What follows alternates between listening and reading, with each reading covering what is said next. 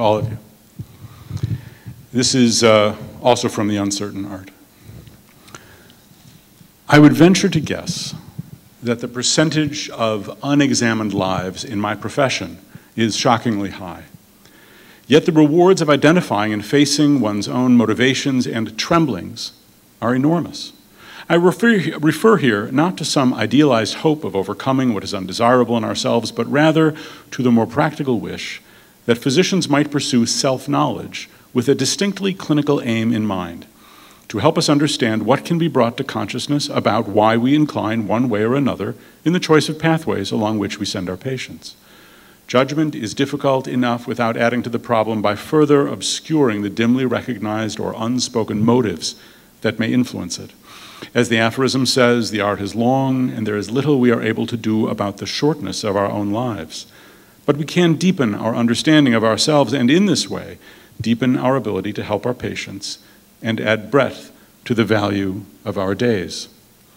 So here is a culture in which we push young, bright, often idealistic people to work very, very hard and to accomplish much, to go through multiple siftings and filterings, to get into medical school, then to get into the residencies of choice, and then tell them, don't make any mistakes.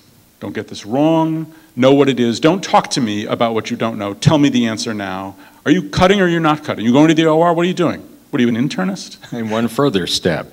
Identify with me, and I'm always right. So you've got to be just like me. Now, by the way, I want you to talk with me a little bit about your soul. I want you, this unexamined life. I want you to be open and vulnerable to us because we're training you to be a good doctor, a sensitive doctor. Yeah. Well, someone was becoming Greek a little while ago. I think it was Tom earlier in the corridor. Let me become Greek for a moment. Let me quote Plato, the unexamined life is not worth living. The trouble with the examined life is that it's often not very good news.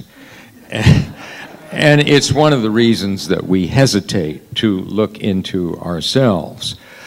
Even young physicians who make major errors may re-examine the clinical aspects of their errors, but you'll rarely find them re-examining the judgment process that led them into that error. Like the patient I misjudged, now that I think of it, looks a lot like my grandmother, and maybe that's what distracted me from the bad diagnosis that I should have come to. Or this particular patient reminds me of a patient I saw 12 years ago with similar symptoms where I made a really hot diagnosis. Yes, this is so important. And as Helene was talking about, it's so necessary in interpreting the words and meanings and movements of others to understand oneself, because why does this person make me angry? Why does this person make me uncomfortable? What is it about this person that says to me there's something very, very wrong here? What makes me sexually attracted to this 45-year-old woman? The psychiatrists of my day, when I was a house officer, taught us this fascinating notion: if you find yourself sexually attracted to a woman, she's hysterical. She's hysterical. So well, just tie her uterus down, make it stop wandering about. Well, if I may use hysterical in its old sense, the DSM-3, I think. It was a provocative woman who had symptoms of diseases that she never had. And I would find that very useful. If there was something about a female, because I found this only 4 or 5 times in my career, that I felt myself sexually attracted to a woman, because you just don't. You don't think in those terms. But when I did, I began looking for being manipulated, that there was something about this woman that was manipulating me. This is what I mean by self-knowledge. Why this woman, of all the women I have examined in my life, far more attractive in an objective way.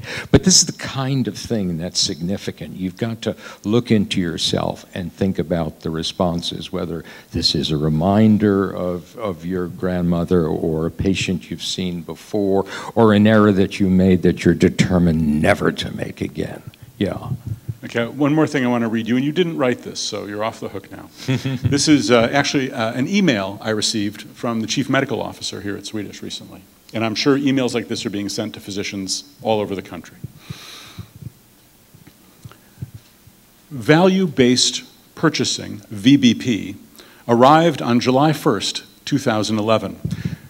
The Centers for Medicare will now withhold approximately $2 million of Medicare payments, and the hospital has the opportunity to earn back the money based on clinical core measures and on patient satisfaction, as measured by the Hospital Consumer Assessment of Healthcare Providers and Services, HCAHPS, survey.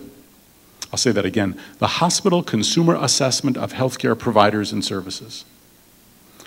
The HCAHPS survey, mailed to a sample of patients after discharge, contains 3 doctor-specific questions. During this hospital stay, how often did doctors treat you with courtesy and respect? During this hospital stay, how often did doctors listen carefully to you? During this hospital stay, how often did doctors explain things in a way you could understand? The patient has 4 answer options: never, sometimes, usually, always. For the purposes of VBP, the only response that counts is always. To improve scores, we ask that you introduce yourself to each patient or family, make eye contact, and sit whenever you are able. This increases the perception of time spent. Specifically explain critical medications or medications you have changed. Ask explicitly, have I answered your questions? I urge all members of the medical staff to become familiar with the HCAHPS survey, which can be viewed via the following link. So we have physicians who are practicing, to paraphrase one of our favorite authors, the impossible art, and trying to always know, and always be certain, and always be sure, and always do the right thing. And by the way, look into your soul, look into your unconscious, be open and vulnerable. And by the way, we're sending a survey to all the patients, so please don't forget, always make eye contact, always introduce yourself, always be nice, always be kind, always be generous, always be thoughtful. And if you don't, we'll dock your pay. So here's the question I really want to ask. And the hospital will be rated accordingly. Oh, of course. Yeah. Rated and penalized. Yeah, $2 million, yeah. Right? No. So here's the question. Now, Helene gave a wonderful introduction to this, but I see so much of it as oriented to the future of medicine. And in the meantime, we got some culture work to do. The culture of medicine needs help. Give us some ideas. You're singing my song. Actually, it's a term I use constantly, and a notion that I'd like to introduce. I mentioned it last night just a little bit. Just hold that thought for a moment. I want to tell you of an experience I had a few days ago. I think it may have been Tuesday or whatever. I went into an ice cream parlor and I asked for a pistachio cone. And I was handed this great big thing, and the kid asked for $2.50, and I gave it to him, and I said, thank you.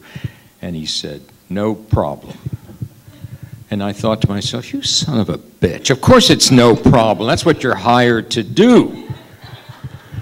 Giving awards to physicians for treating their patients with devotion and kindness and... Excuse me, not penalizing physicians for treating their patients with warmth and kindness. That's just as good. It's a withhold that, and you get the money if you're well rated. Well, what I was actually going to say before you so properly interrupted me, sometimes I like to be interrupted, not too often. I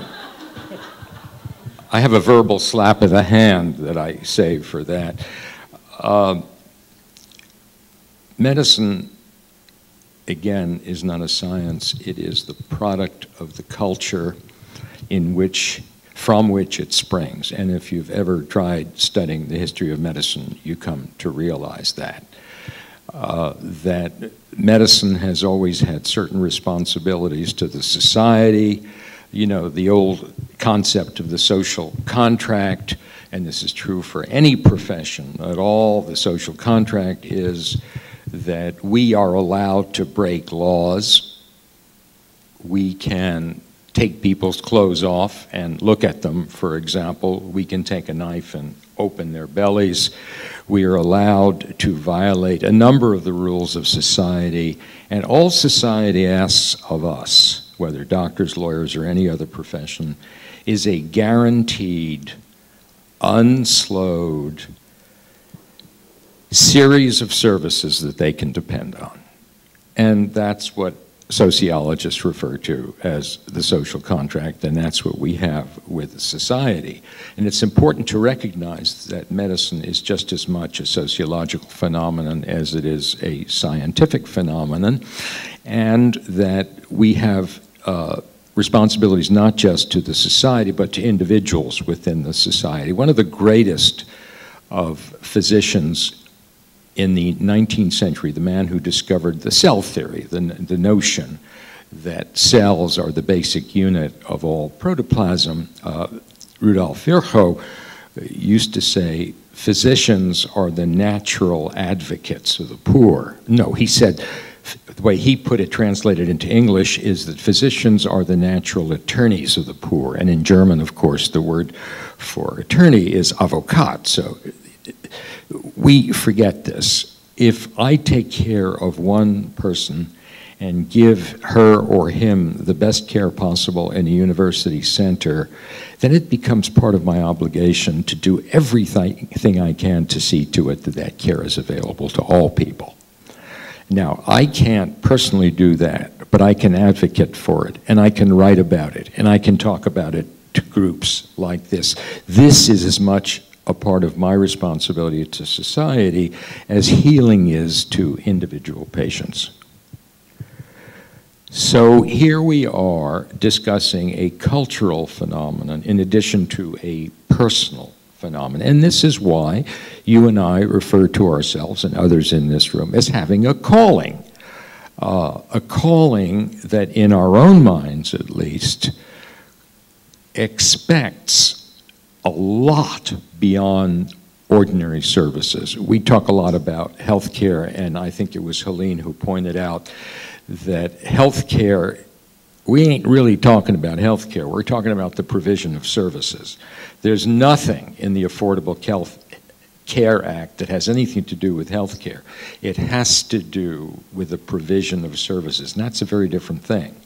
I provide an operation, I provide a diagnosis, but what I am really supposed to be doing is providing healing, is providing care, is providing nurturing, is providing for the sick individual and the family a sort of, and here's a word I used last night, a pastoral figure for them to be able to turn to. And this is one of the reasons I've gotten so interested in the last 2 years on a personal project I'm involved with, which is studying the history of the notion of the goodness of the physician, the individual goodness. You know, I was taught in medical school and certainly in training, surgical training, that one must never allow oneself to become emotionally involved with patients.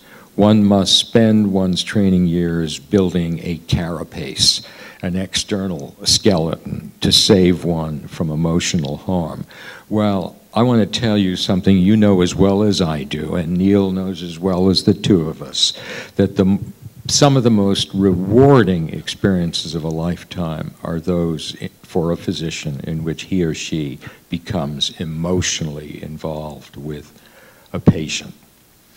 I've talked too much, so onward and upward. Well, so here's a dilemma, you know, because physicians, young, middle, and old, are caught between opposing forces, you know. doctor, I want you to see 7 patients an hour. And doctor, I want you to be very sensitive, empathic, nurturing, pastoral. And by the way, it's not a patient, it's a system. You're caring for the whole family. You need to connect with all of them, get their input, get the whole story, cultivate a thorough narrative. And you're a bit backed up. How can we move into the renewed Flexner report that you were referencing last night? How can we move into not only a study of this culture, but also how can we cultivate cultural change in medicine?